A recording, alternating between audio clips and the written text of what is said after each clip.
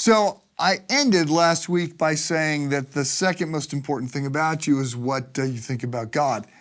And I said that immediately leads to the question, well, what's the most important thing about me? And I would argue the most important thing about you is what God thinks about you.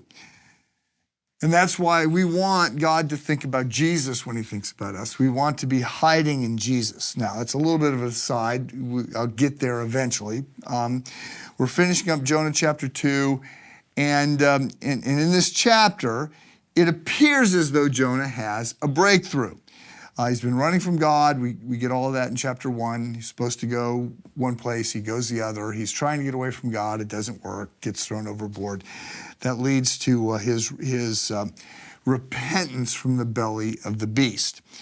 But it doesn't appear to happen. And we'll see that more as we get to Jonah chapter 4. But there is a prayer of repentance in Jonah chapter 2, and there's some debate from scholars as to whether or not he was sincere in praying. I think he was. I think he thought he was going to die, and I think he was sincere. And I certainly think that in part because I have sincerely prayed things like, Lord, I never want to do that again. I never want to say that again. I never want, whatever. And then I do.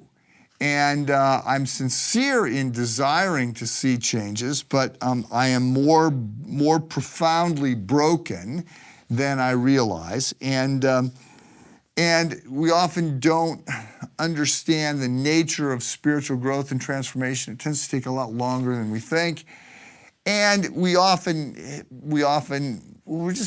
just fundamentally misunderstand who we are and how things work. And I've talked at great length over the years about how profoundly we misunderstand even the idea of being free.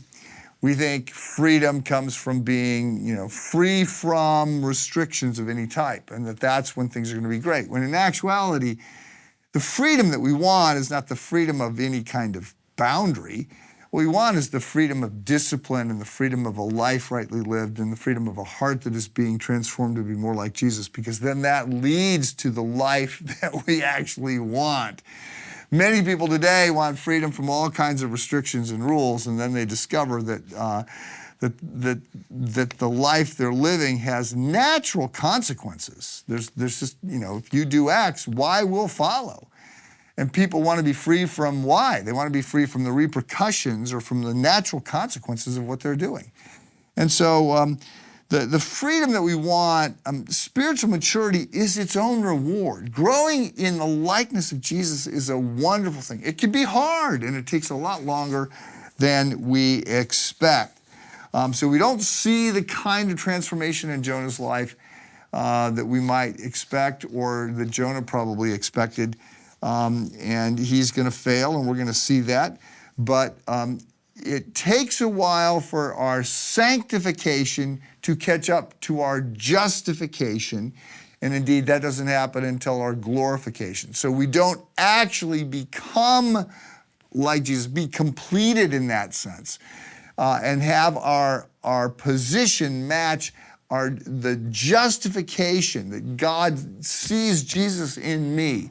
When I come to faith, there's the great exchange. I give Christ my sins. He gives me his righteousness, and I am justified. I'm declared righteous. The righteousness of Christ is credited to my account.